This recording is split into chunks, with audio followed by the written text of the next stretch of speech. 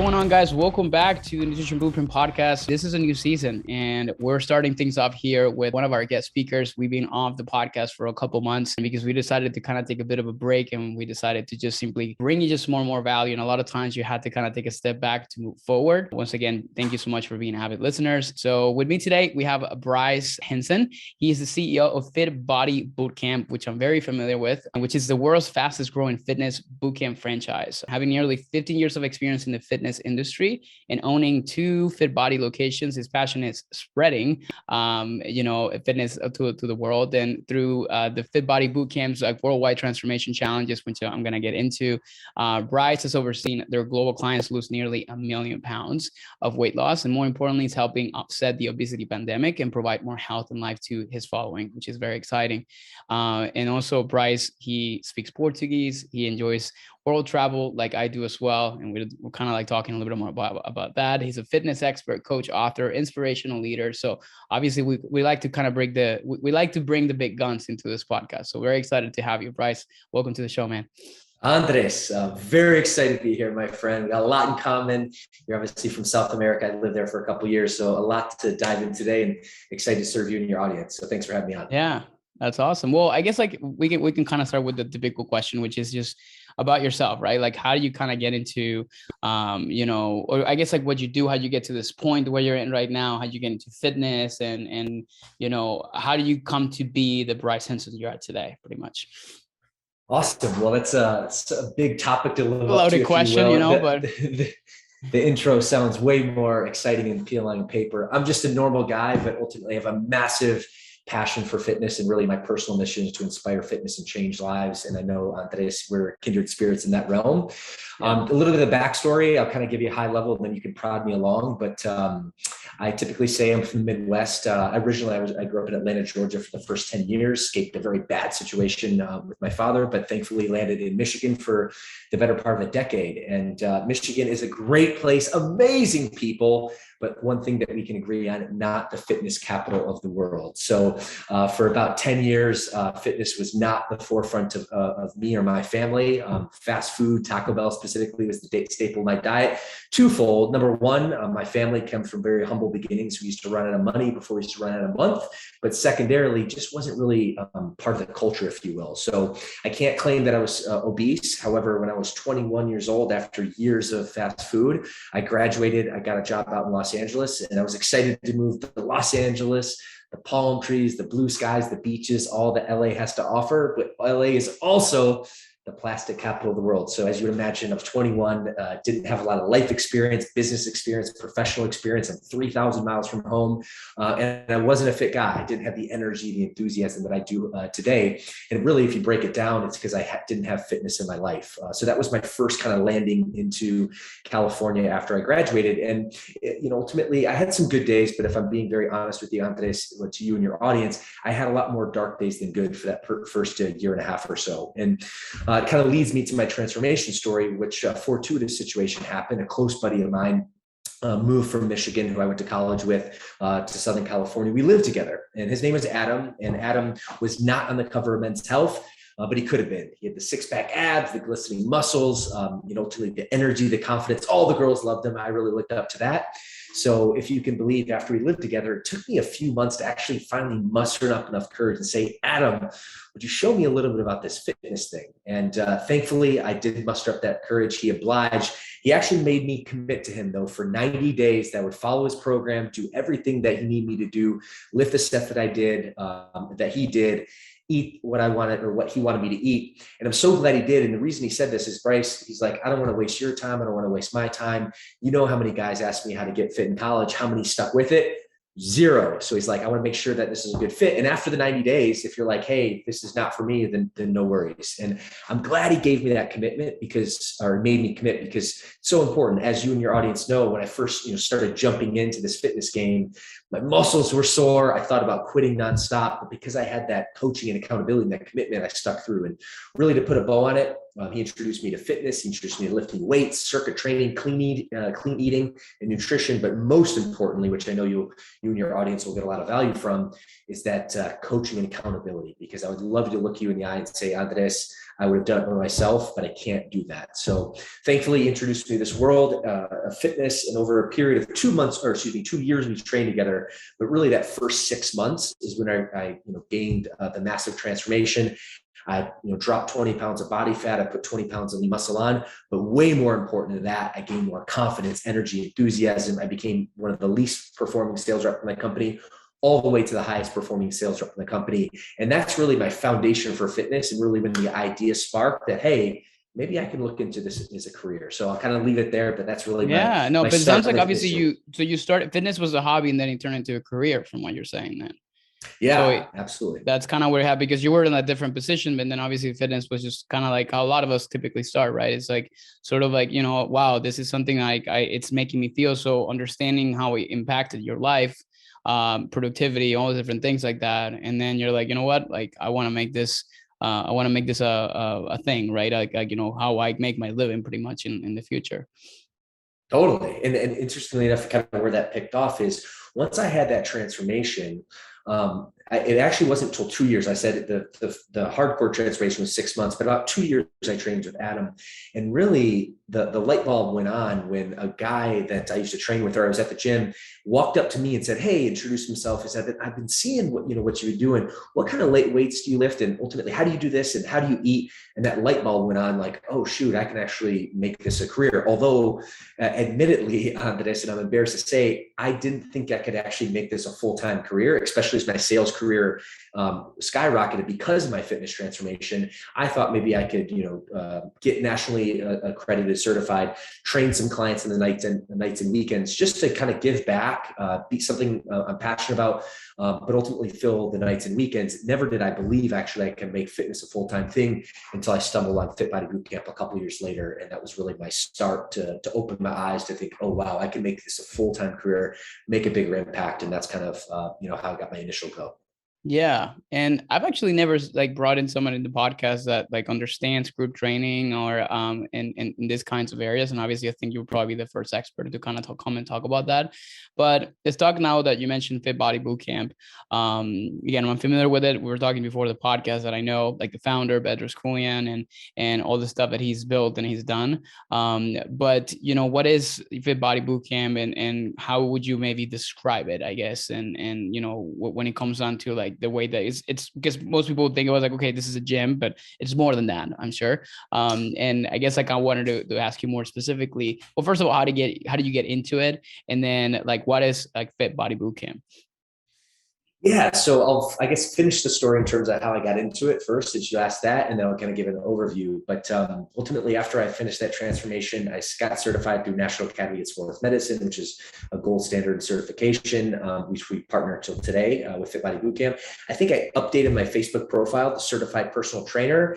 And then to your point, I started receiving ads from this guy named Bedros Keuilian, or B, we call for short, who's now a dear friend of mine, one of my best friends, mentor, business partners. But I joined his email list, and he was talking about, how to grow and scale fitness business, how to get clients better results, how to grow your business. So I jumped on his list for actually a couple of years, because at that point I ended up moving to Brazil for 2 years, met my wife, ended up coming back. And when I came back in 2012, I started paying a little bit more attention to what Bedros was putting out. And he started talking about this thing called FitBody Bootcamp, which is now we know is the fastest indoor fitness bootcamp franchise on the planet, have hundreds of locations throughout North America, 90% in the US, 10% in Canada, as we continue to look to expand even in Europe and Africa. And ultimately, that was my first introduction to FitBody. And ultimately, I put in my expressive interest as a potential owner. I went through a whole process. And ultimately, in 2012, the later part of 2012, ended up opening my first location. And I'll kind of storytell how I, basically then became a multi-location owner, and then ultimately became a VP and now the CEO. But really to kind of double down on really what FitBody is, indoor fitness bootcamp franchise. We specialize in high intensity interval training, 2 types of modality, both resistance work, which is built that allows you to build lean muscle mass, and then also 2, the cardio work, which ultimately keeps your cardiovascular system in good shape. And our secret sauce is we do 30-minute workouts. Don't let that fool you. I mean, you're moving the whole time. But I think, that's important to share with your audience, because many times we get this feeling of, I need to spend like 2 hours at the gym or eat perfectly clean all the time, 100%. And certainly, yes, you need to clean up your nutrition. You need to live a healthy and fit lifestyle. You need to drink your water, hydrate. But really, if you have an intentionally focused, workout, even a half an hour in length, you can actually, build lean muscle mass, get yourself in really good shape. And of course, consistency is really the best modality around that. But that's really a little bit about unpacking about who we are, what we do, and the client that we serve. Yeah. But I think there's like, cause I'm kind of curious, like, from again, like turning business or turning like fitness into a passion to now becoming a personal trainer and then obviously becoming an entrepreneur and like kind of starting your own thing. That must've been a really kind of like first, maybe kind of scary move that you made, like, back then, and especially not knowing much about this, franchise, you heard about Bedros and stuff like that. And I always like to kind of ask that question because again, like this kind of the risk that we've ever taken when we're particularly in this field in the industry of health and fitness and nutrition and all that kind of stuff like that. But yeah, so that was back in 2012, right? From what you said. Yeah. Yeah. It was. And I think what was most appealing to me, and I know I just kind of showcased my story about like first as a fitness transformation, I learned how to sell, and fitness had a huge impact. And interesting, like when I'm talking to a client, even to this day, who's like, Bryce, I can't afford to get fit. And my response is, you can't afford not to get fit. I mean, my income skyrocketed, my sales career skyrocketed just because of the benefits that fitness, was really introduced to my life. So I got decent at selling, which is really important. But ultimately, if you want to be an entrepreneur, to your point, open your own business. I had the fortuitous situation in my previous sales careers. The phone ringed, and then it was my job to pick it up and convert that person to a paying client. But when you're your own business owner, you actually have to do that. You have to convert the calls when the phone rings, but you also have to get the phone to ring from a marketing perspective. Then you have to service the client from an operational perspective, from a coaching perspective. You have to run the HR, the finance, the coaching, the marketing, the sales. You have to do everything. So for me, while I had confidence that, okay, fitness changed my life, I'm passionate about this, I feel confident that I can actually do well from a sales perspective and fill up my gym from a membership perspective, but I don't know how to get the phone to ring. I don't know how to run and operate a whole business. And that for me was the most attractive part about, linking up with a coach like Bedros, who just so happened his vehicle to success was FitBody Bootcamp, which I'm so glad I latched onto, got a ton of knowledge and resources, and ultimately coached and mentored by him, and really what allowed me to run a profitable business, a single location. But then from 2012, 2018, I was able to scale up to 5 locations, bring my family and my wife, my mom, my sister, my brother, make it a family affair. But really that foundation of high level business coaching and the whole structure, not just the sales perspective, but everything else is really what made me take the leap of faith to really hire a business coach and really partner with the franchise system. Yeah, no, that's wonderful, man. I love to hear the story.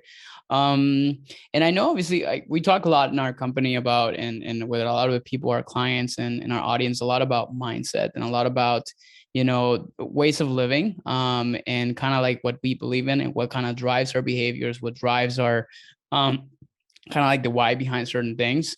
And one really interesting thing that really caught my attention when we were kind of like looking at your profile and really what you like to talk about is, and it's interesting because it's something that really is like near and dear to my heart, which is Stoic philosophy. And I think there's a big part that it's like kind of played a huge role in your life, in the development of all these different things in your life, like whether it's like as a business owner, like as a husband, like, family, like all those different things like this. And it's definitely played a massive impact on me. And this is the first time I've ever kind of like talking about this because I've maybe made some stories about it, Ryan Holiday, like, all these guys that are kind of talking about this particular like area of like way of living your life. And I wanted to ask you a lot of questions about this because it's something that is like fascinating to me. I don't know where we want to maybe start. I don't know if you want to talk about, like, I'll leave it up to you because maybe I was like, I don't know if you want to talk about what it is or like, hey, you know what? I discovered throughout this entire process that this thing happened to me, because I think everybody has a story in terms of like how they got connected to a different way of living, using a lot of these principles and different things like this. So I'll kind of like keep it an open, kind of like open mic in here to just kind of like see what you want to go with this.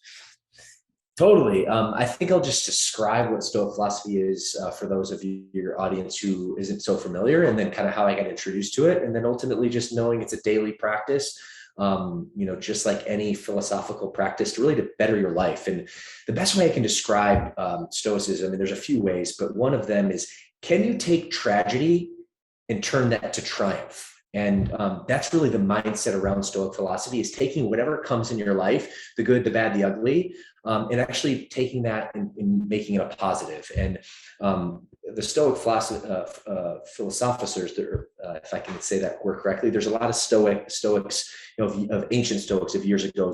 One most notably is named Marcus Aurelius. And I've learned a lot from Ryan Holiday, who you just mentioned. And Marcus Aurelius, for those of you who don't know, was the emperor of Rome 2,000 years ago. He was the most powerful man on the planet. And he really ingrained what a strong leader, what a strong man, a husband, an emperor was. And he was famously quoted saying, "The impediment to action advances action. What stands in the way becomes the way."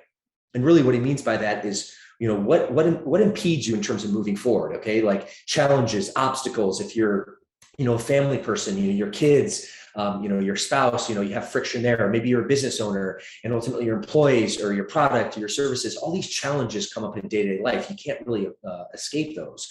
But really a Stoic doesn't cry or complain about the problems. They actually take those problems and they use it as an opportunity to get better. Okay. And the best analogy that I use for this is, you take a fire as an example. Okay. And you take a fire and it's burning. Now, if someone throws brush or gasoline or debris in the fire doesn't cry and say, "Oh, poor me, the challenges of the gasoline, the obstacles, the debris, poor me." The fire says, "Okay, great. I'm going to take the gasoline. I'm going to take the debris. I'm going to take the brush and the wood, and I'm actually going to take them and use it as fuel to make me burn brighter." And that's kind of the general aspect. And I'll kind of leave it with this. And certainly I have a lot of respect for you, Andres, being an immigrant to our country. I've been an immigrant as well. And, from living in Brazil. And, when you're an immigrant, you come to the place, you can't speak the language, you don't know the culture. Everyone looks at you strange and funny. They probably, gently make fun of your accent, for whatever the case may be. And that's a very hard situation to go through.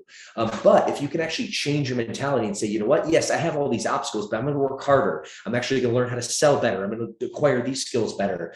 And then when you go through that process and actually you come out the other side, you have massive perspective. You've gained so much strength because of the pressure, the obstacles that put forth. And you have a mentality, at least is the I mentality that I have, that I still have to work on a daily basis. And I know you too as well.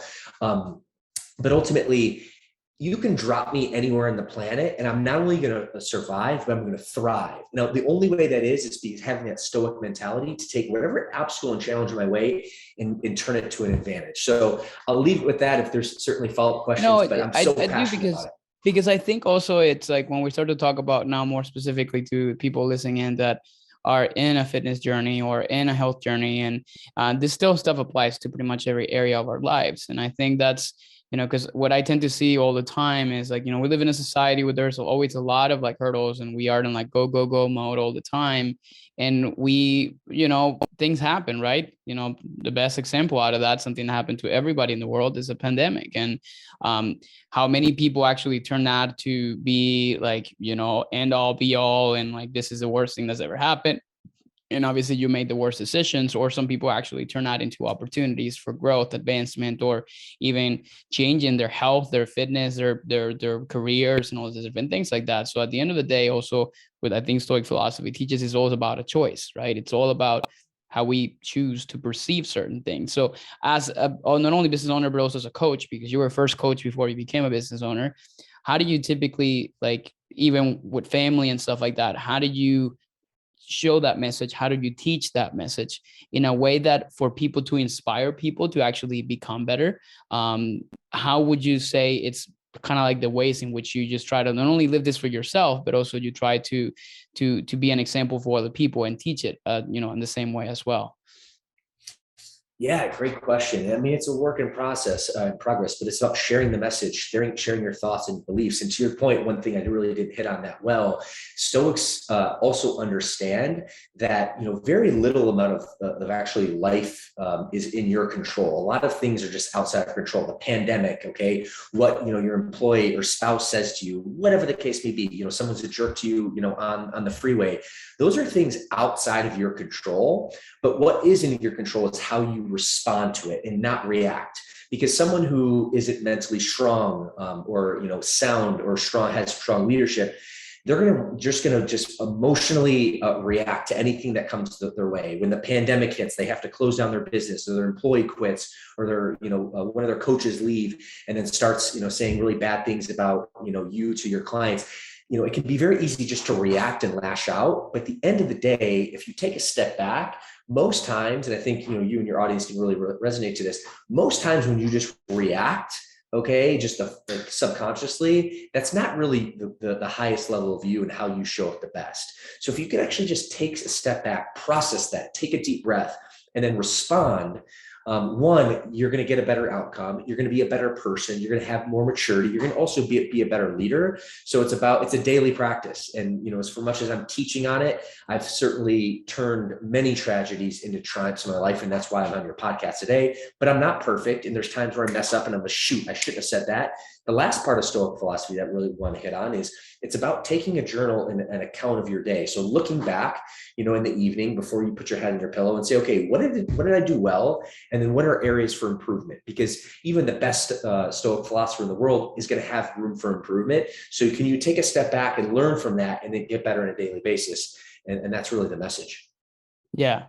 I think, and I have like the day-to-day stuff, the one that it's like a daily reader, and there's always kind of like a message from it and what we can actually do to implement. And I think that's definitely powerful, because at the end of the day too, is like you're saying, it's, we typically teach a lot of people like the spheres of control, right? Which is what's within our control, which is a very small bubble. And then there's like a big circle around it, which is like what's everything that is outside of our control. Like today we have like a HIT index of like 105 degrees, right? People will complain that it's so hot outside, but yet, well, you can't really change anything about that. But in our specifics, when it comes on to fitness and in our space, which is nutrition and all those different things like that, it's easy, for example, to complain about all the things that you cannot do because you're overweight, or all the different things like that you have. But at the end of the day, from also what you're saying, it's also a choice. And, the big takeaway here is like, you got to take a step back to understand exactly, okay, how can I turn this into an opportunity for me to become better and to be better? And that's what a lot of times I typically see people kind of falling in, is that, they just don't necessarily see it at that. And they kind of adopt that victim mentality, which is like, everything kind of happened to me. And like, this is just, I have unfavorable circumstances. And that's usually a group of people. It's like, so I guess like a big question around this is like, how can we turn people around with this? How can we, specifically with FitBody Bootcamp, all different things like that, how can you get people to make that switch? Or what are some of the things that you kind of found? Because again, you work with so many people and you've helped so many individuals to, and not necessarily with the Stoic philosophy, but in general, like how can we get them to start to think differently?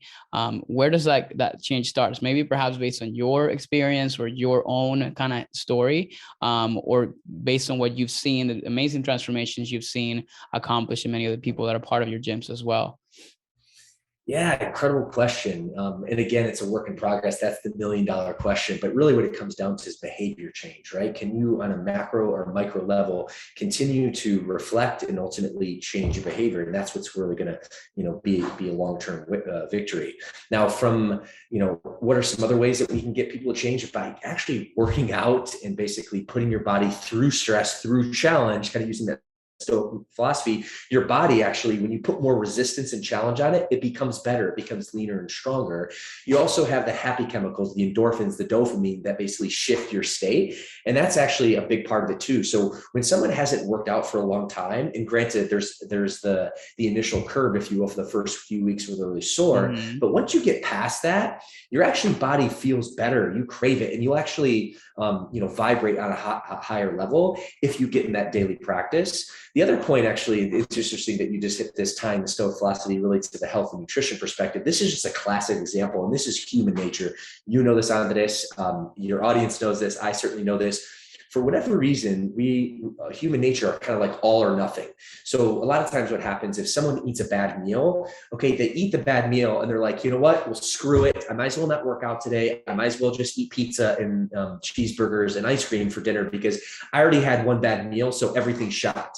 Now, that could not be farther from the truth. Yes, it wasn't your sphere of influence. You made a bad decision. You ate a bad meal. However, that is gone and past. So it's easier said than done, but it's about shifting your mentality, being like, okay, that's the past.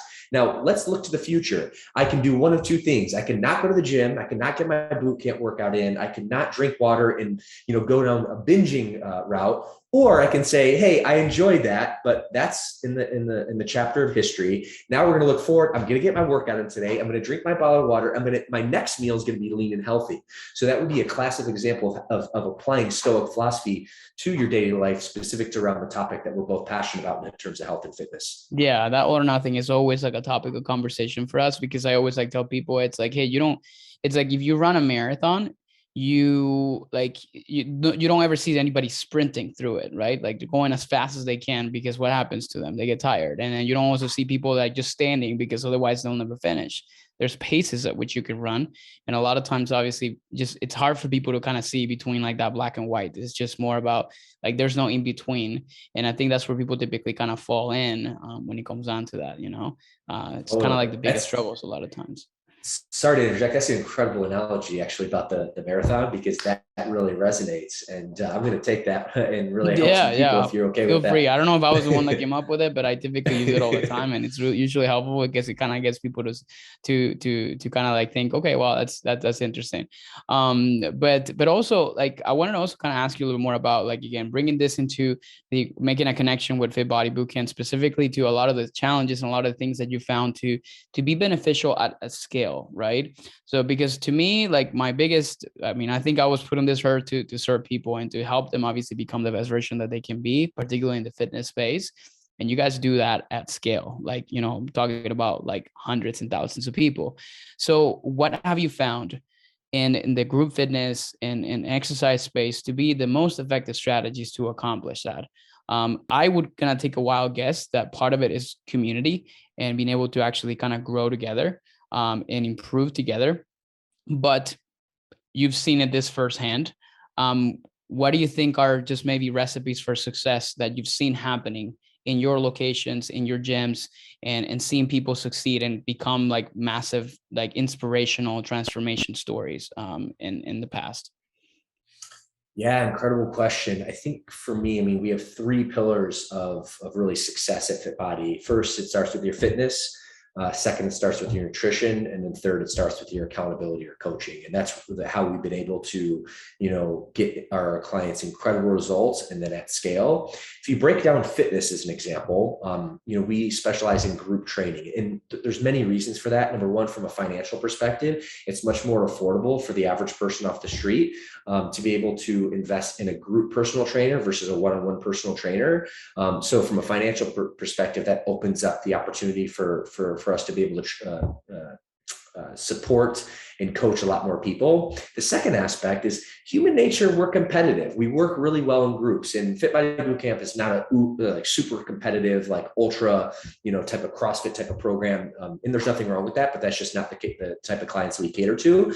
But at the end of the day, when you're working with a group of people, people a lot of times will disappoint and quit on themselves. But when you have that group social pressure, like human nature actually responds differently and rises to the occasion. As an example, today, I got my 5:15 workout in with one of our FitBody Bootcamp locations. And I had clients, dear friends of mine, training, from their mid-20s all the way to like their early 70s. And when I'm with Yogi, who's like a dear friend and a client who's 71 years old, who's doing a kettlebell swing and a burpee and a plank, I'm thinking to myself, Bryce, pick it up a few notches, buddy. And that group training, that mentality really, the structure supports itself. So that's from a fitness perspective. The second perspective is nutrition. And Andres, I would say you are certainly an expert in this game. One, we break it down from a macronutrient perspective. Tracking, your macronutrients is really, really important. Just like you track your fuel in your car. If you didn't actually look at your fuel gauge, or if you have a electric vehicle like I do, check the battery. Eventually, you're going to run out of battery, and that's or gas or fuel, and that's not a good situation. So you do have to actually measure what's in and what's out. That's really, really important. And you can break it down to a very simple aspect, which I know probably you do for your clients as well. But at the end of the day, nutrition, especially for weight loss, and I'm preaching to the choir here, but has way more impact than actually just fitness or fitness alone. So, what you put in your mouth, you become that. So nutrition is very important to scaling long-term and large results brand wide. And the last is coaching accountability. And let's face it, most people are not fitness professionals. Most people are not sitting behind their computer, super excited to dial in their workout or create the programming or set up their meal plan.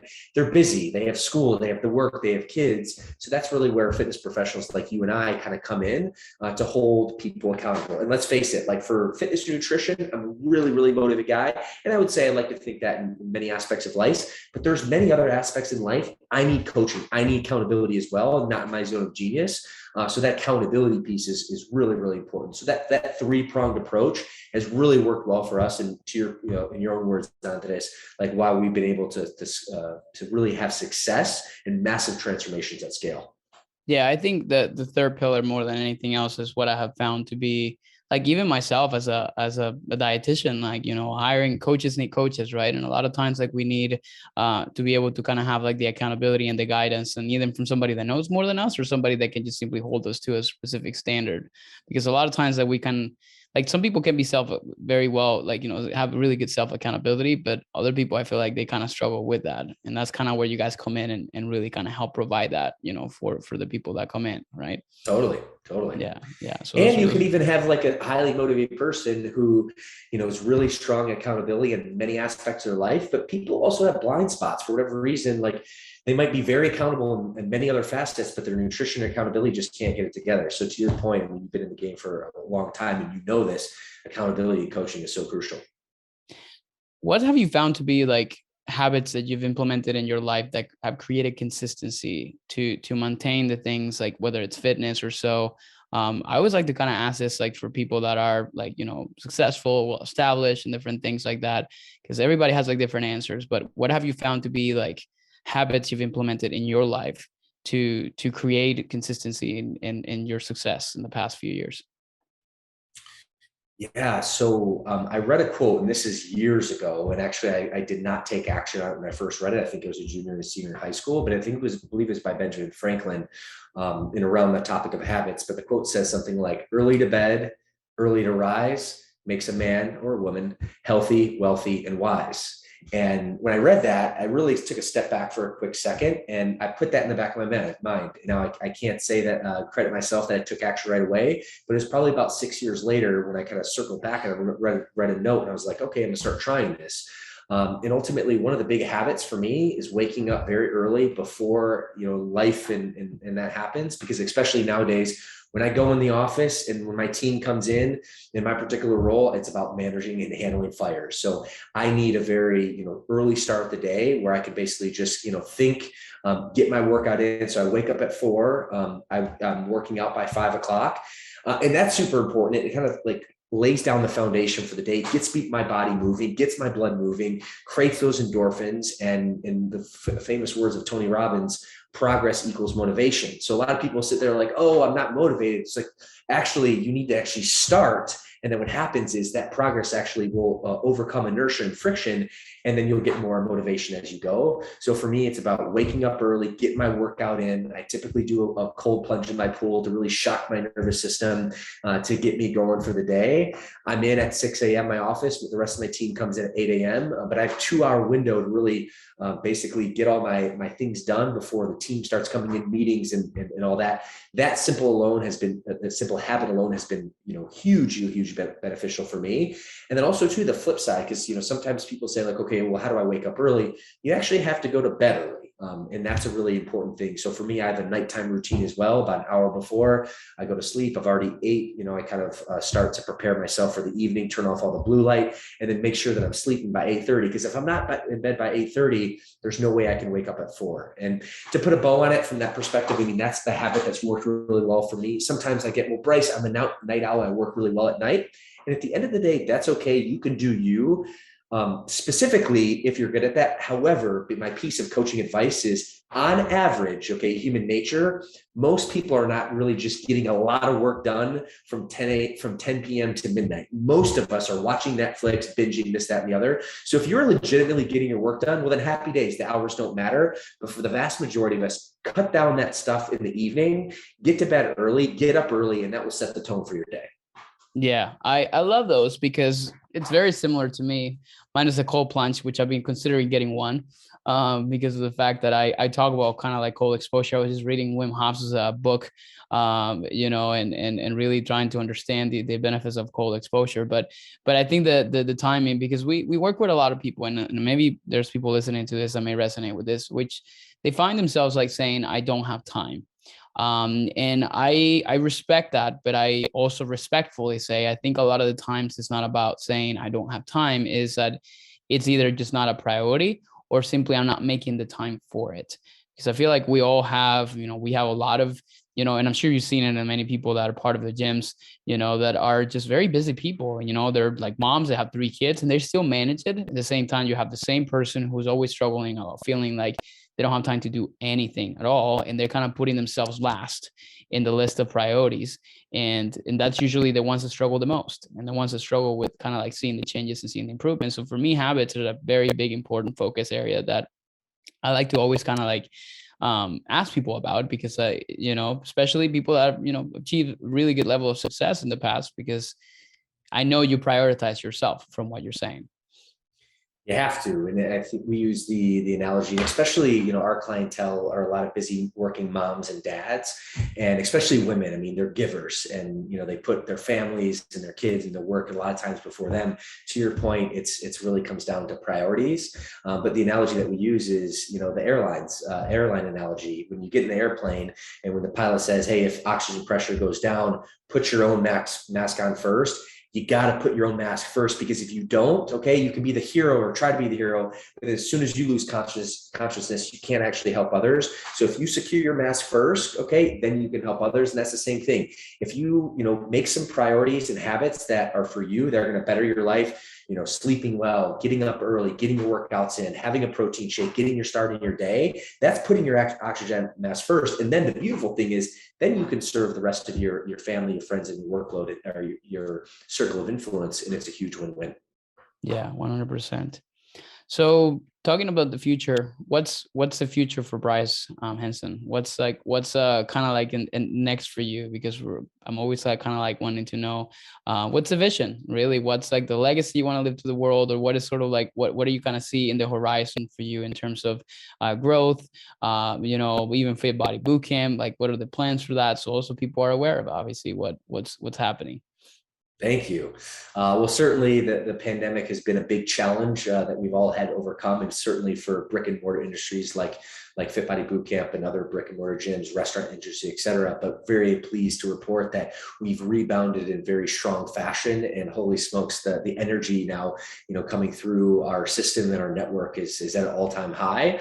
We're going to continue to push that energy forward. And for me, I mean, as I mentioned when I first started, not only our company mission, but my personal mission is to inspire fitness and to change lives. And right now, I use the vehicle I do that is through FitBody Bootcamp to be able to, help many thousands and hundreds of thousands of clients globally, also inspire and, impact other franchise business partners that we have, so they can do the same in their local communities. We have hundreds of locations throughout North America. My vision is to get to thousands of locations throughout North America, to expand globally, and really want to, and Steve Jobs' words, ding or dent the universe, if you will. And I want to do that from a health and fitness perspective. So, that's the big vision, if you will, and more excited than ever. And then, I guess high level, as FitBody Bootcamp continues to grow and expand, as my leadership ability grows to span, I really feel, not only from a fitness perspective, but also from a leadership perspective, I want to continue to add value and build up people, both from a fitness perspective, from a business perspective, to really achieve their dreams. So that's ultimately a personal mission and belief of mine, and ultimately where our organization is going in the future. And this, my friend, I couldn't be more excited for it. Yeah, man, that sounds like it. We actually have not seen like a FitBody Bootcamp here in Tampa. Maybe I haven't really kind of seen one. So we got a few, but we got a few. Oh yeah, but maybe just like I haven't seen them. But yeah, I would love to kind of, because I've actually never been and gotten a workout there before. But I've heard about it for so long, but I haven't had a chance to do that yet. Well, my job is to continue to put more in the market. And there's actually another South American who owns, he's a Brazilian guy, owns St. Pete's. So a little bit farther from Tampa, I think, on the other side of the bridge. So. Gotcha. That's exciting, man. Awesome. Cool. Well, I like to obviously kind of finish up our podcast so we can be reciprocal of your time with maybe some rapid fire questions on just quick recommendations and some fun stuff in here as we wrap things up. And then you can also tell people that are listening here how they can maybe connect with you, connect with possibly even kind of come check out a location or a FitBody Bootcamp. I mean, we have people from all over the place. I was actually checking our stats, and like most of the people that typically follow us or listen to our podcast are usually going to be in places like LA, New York, Florida, particularly Miami and Orlando, and also interestingly Virginia somehow. So, but yeah, so I guess like, you ready for some rapid fire questions? And then obviously you talk about obviously where people can find you. Yeah, of course. Let's go. Awesome. First one would be, I love to ask this question to a fitness trainer, which is, what is your favorite exercise? Any type of movement. I love a burpee push-up. And the reason I do, it's like the blend of resistance training and cardio at first. So I love burpees. I love finishing a hot, sweaty mess. And if you can throw a push-up in to build some lean muscle up top, for sure, my favorite. Yeah. I wouldn't say that's my favorite, but I do actually enjoy doing those, believe it or not. But we don't get many people actually kind of saying that as a preference. So that's a good What's one. your favorite? I would say probably I'm a big deadlift guy. That's like kind of like my favorite movement. I love to kind of lift heavy weights, and that's like the only movement that I feel like I'm super strong in. And there are the other ones. I have long arms, so a lot of times like when I'm doing like a bench press, I have to like there's a lot of distance that thing has to travel. Oh, yeah. So it definitely kind of makes it a little bit more difficult. But yeah, deadlifts are definitely going to be my thing. Good on you. Yeah. Second question would be, what is a book that you feel everybody should have on their shelf? Let's say Christmas comes around and you want to gift the same book to everybody, regardless of their background and regardless of their interest. What would you give them? Just reread it for, I think, the 10th time. Dale Carnegie's book, How to Win Friends and Influence People. At the end of the day, what I tell my team, what I tell our franchise partners, or I tell our clients, primarily we're not in the fitness business, nutrition or coaching. Those are all things that we do, but primarily we're in the people business. And so How to Win Friends and Influence People is an incredible foundation for, treating people. And that's actually a curriculum for all new coaches they have to read. So to your point, that's the general recommendation for everyone. My particular favorite book of all time, which can add value. It's not for everyone, but it's a mindset book. It's not specifically around Stoic philosophy, but it really contains a lot in it. The book Relentless by Tim Grover, who's the former personal trainer, Michael Jordan and Kobe Bryant, who was an acquaintance, a friend of mine. That book has also changed my life. So those are two. Both of them. I have them back here in my library. So yeah, really good books. We're going to make sure for people listening in, we typically like to add links to those books in the show notes, just to make sure you guys can kind of get just more knowledge in as well. So the last question is, this is a fun one, which is, if you were stranded on a desert island and you can pick only one food to live off of for the rest of existence in that desert little island, and you get to pick anything that you want, including a compound food or just single item, what would you choose? Ooh. I honestly, I don't know if this is the best. I mean, it's not a bad nutritional. No, it's like, no, this is rapid fire. So whatever comes to mind first. It came to me. I'm on a beach. I like pineapples. I'm going to be eating pineapples all day. So there you go. There you go. Pineapple will be it. Yeah. I've got people talking about, pizza, lasagna, like poke bowls, like anything. So that's what I say, compounded sometimes is fine, but I don't know how you'd be able to like make that work. But but those are the main ones. But cool, man. Well, this is awesome. I just always like to kind of like finish up our episodes on a light note. But Bryce, how can people get to know you, maybe connect with you specifically, or even if they're looking to, like, maybe they really resonated with this episode and they're like, FitBody Bootcamp, I'm actually interested because I'm looking for a new gym or looking for a new place to go work out, to kind of get my stuff done and get my fitness on. Kind of gives us maybe the rundown of the ways of connecting with you or FitBody Bootcamp in general. Yeah, so thank you for that. And I would love to continue to serve your audience and you as we continue to move on. So 2 sites, and I'll give you my social media handles. The website for FitBody Bootcamp is just that, fitbodybootcamp.com. So go check us out. If you're a client interested in checking out a local group, fitness studio, you can get incredible results. Or if you're interested, you've always wanted to, inspire fitness, change lives, and really build a business around that. Either way, you can find more information there. I also have a podcast in Andres. I would love to have you on at some point if you're ever in LA, but fitnessfranchisepodcast.com will be the way to find me there. And then lastly, my social media handles between Facebook, LinkedIn, and IG is Real Bryce Henson, not to be confused with Fake Bryce Henson, but that's where you can find me. Okay, perfect. Yeah, I'd love to be in the podcast, man. Like, if you do them in person, just kind of give me a reason to go to LA and I'll be there. So Fair enough. those would be the main ones. So Bryce, of course, if you have any questions about, any of the stuff we talked about, make sure that you go down in the show notes so you can check out obviously all the links, book recommendations that he had, also how you can kind of get connected with the FitBody Bootcamp if you have it, close to where you live in your area, and also to connect with Bryce, check him out on like his social media channels as well. Bryce, man, thank you so much for taking the time out of your day to kind of come and chat with us and tell us your background, your experience, and your trajectory here, and sharing all your knowledge here with our audience. We appreciate your time here and the Nutrition Blueprint podcast. Andres, thank you so much, my friend. It's been a pleasure to be on here. Dude, you really impressed me. Extremely well-prepared interview, and I can already tell you serve your audience at a very high level. So thanks for having me.